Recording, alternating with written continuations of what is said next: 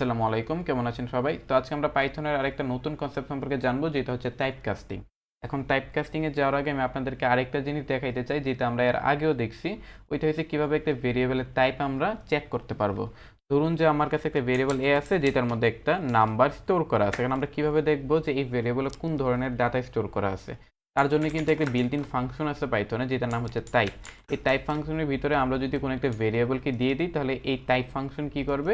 আমাদেরকে বলে দিবে যে এই ভেরিয়েবলটা কোন ডাটা টাইপের।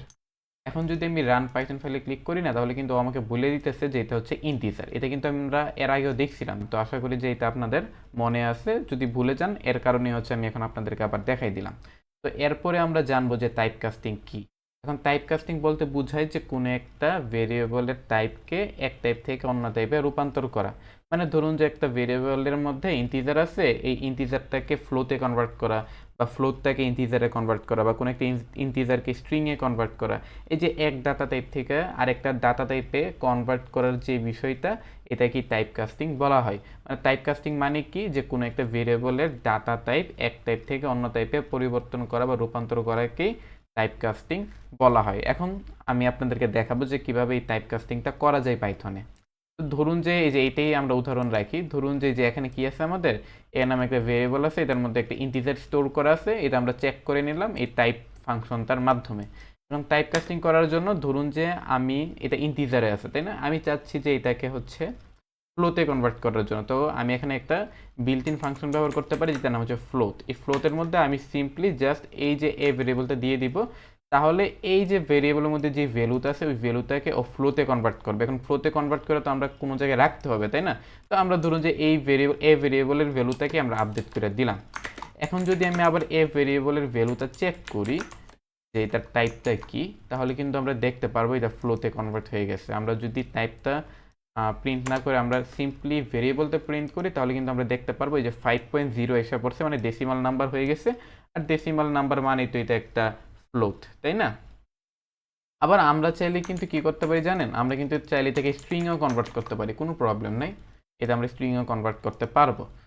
যেমন ধরুন যে আমরা হচ্ছে কি করতে পারি, ধরুন এটা একটা স্ট্রিং, ধরুন 4। তো এটার টাইপ কি এখন আমরা দেখি। টাইপটা কি আমরা দেখি, চলুন। তখন কিন্তু আমরা দেখতে পারবো যে এটা একটা স্ট্রিং, তাই না? কিন্তু আমরা চাচ্ছি এটাকে ইন্টিজারে কনভার্ট করা, তখন কিন্তু আমরা চাইলে এটাও করতে পারবো, যে ইন্ট ডাটা ইন্ট ফাংশনের মাধ্যমে। এখন রান পাইথন ফাইলে ক্লিক করলে দেখতে পারবেন যে প্রথমে এটা স্ট্রিং ছিল, তারপরে এটা ইন্টিজার হয়ে গেছে। এখন কিন্তু এখানে একটা জিনিস আপনাদেরকে খেয়াল রাখতে হবে, যখন আপনারা স্ট্রিং থেকে কোনো একটা, মানে আপনি যখন স্ট্রিং থেকে ইন্টিজার বা ফ্লোতে টাইপ কাস্টিং করবেন, তখন আপনাদেরকে একটা জিনিস খেয়াল রাখতে হবে যে এটা যেন টাইপ কাস্ট করার মতো হয়। মানে 4কে, হ্যাঁ, পাইথন বুঝবে যে হ্যাঁ এখানে তো 4, এটাকে আমি চাইলেই, এটা স্ট্রিং আছে, এটাকে ইন্টিজারে কনভার্ট করা যাবে। তবে আমি যদি এখানে এ দিয়ে দিই, এ দিয়ে সেটা যদি আমি বলি যে তুমি এটাকে ইন্টিজারে কনভার্ট করো, তাহলে কিন্তু হবে না। কারণ কারণ একে তো ইন্টিজারে কনভার্ট করতে পারবে না। ইন্টিজার মানে কি? একটা নাম্বার, পূর্ণ সংখ্যা। তো একে তো পূর্ণ সংখ্যাতে রূপান্তর করতে পারবে না। তো আমরা যখন স্ট্রিং থেকে ইন্টিজার বা ফ্লোতে কনভার্ট করব বা টাইপকাস্ট করব, তখন কিন্তু আমাদের এই জিনিসটা মাথায় রাখতে হবে, এইটা যেন ইন্টিজার বা ফ্লোতে কনভার্ট করার মতো হয় কিছু একটা, না হলে কিন্তু কনভার্ট করতে পারবে না। তো এটাই হচ্ছে টাইপকাস্টিং এর একদম বেসিক ব্যবহার। এখন আমরা এটাকে আরেকটু নেক্সট লেভেলে নিয়ে যাই। আমরা একটা উদাহরণ দিই। এই উদাহরণটা আমি যদি দিই আপনাদেরকে এখন, তাহলে আপনারা মোটামুটি বুঝতে পারবেন যে আমরা টাইপকাস্টিং কেন ব্যবহার করে থাকি আসলে। আমরা কিন্তু গত ভিডিওতে ইনপুট ফাংশনের কাজটা দেখছিলাম, তাই না? যে ইউজার থেকে কিভাবে কোনো একটা ডাটা ইনপুট নেওয়া যায়। তো ওই জিনিসটাই আমরা এখন প্রয়োগ করব টাইপকাস্টিং এর সাথে। কিভাবে? ধরুন যে আমার কাছে একটা ভেরিয়েবল আছে এ, ওইটার মধ্যে আমি একটা ভ্যালু, ধরুন যে ইউজার থেকে ইনপুট দিলাম, যে আমি বললাম যে এন্টার দ্য ভ্যালু অফ এ, হয়ে গেল সিম্পলি, তাই না? এটুকু তো বুঝছেন। আবার আমি একটা ভেরিয়েবল বি নিলাম, ওইটার মধ্যে আমি বললাম যে enter the value of B. এটুকু একদম ইজি, তাই না? চাইলে আমরা এখন ইনপুট নিতে পারবো। এখন আমি চাচ্ছি কি, ধরুন যে আমি সাম করলাম, এ আর বি কে আমি সাম করব, ঠিক আছে? মানে এ প্লাস বি করবো, এটা আমরা একটা ভেরিয়েবলের মধ্যে রাখলাম সাম নামে। আর ওইটা আমরা তারপর প্রিন্ট করতে চাচ্ছি যে সাম ইজ, তারপর আমি বললাম যে সামটা তুমি দিয়ে দাও। এখন রান করলাম। এখন আমরা প্রথমে এর ভ্যালু দিলাম, ধরুন 3 দিলাম, তারপর আবার 5 দিলাম। তারপরে এখানে তো আমাদের তাহলে কি আসার কথা ছিল, তাই 5 6 7 8 আসার কথা ছিল, কিন্তু 35 কেন এলো? কারণ হচ্ছে আমরা যখন কোনো একটা কিছু ইনপুট দেই না, তখন ওইটা হচ্ছে স্ট্রিং আকার ইনপুট নেই পাইথনের মধ্যে। ঠিক আছে, এটা ইন্টিজার আকারে কিন্তু ইনপুট নিতেছে না, যার কারণে আমাদের এই প্রবলেমটা হইতেছে। মানে আমরা ধরুন যে এইটুকু কমেন্ট আউট করলাম, তারপরে এখানে আমি আপনাদেরকে টাইপটা দেখাই। ধরুন যে আমি এর টাইপটা দেখলাম যে এটার ডাটা টাইপটা কি, তাহলে কিন্তু আপনারা দেখতে পারবেন কি যে এটা কিন্তু একটা স্ট্রিং, মানে ওই স্ট্রিং আকারে নিতেছে। যার কারণে কি হয়, যার কারণে এটা হইতেছে যেখানে এর জায়গার মধ্যে আমরা যখন 5 দিছি বা আমরা যখন 3 দিছি, তখন ও 3টাকে এরকমভাবে নিছে না, ও 3টাকে নিছে এরকমভাবে একটা স্ট্রিং আকারে নিছে।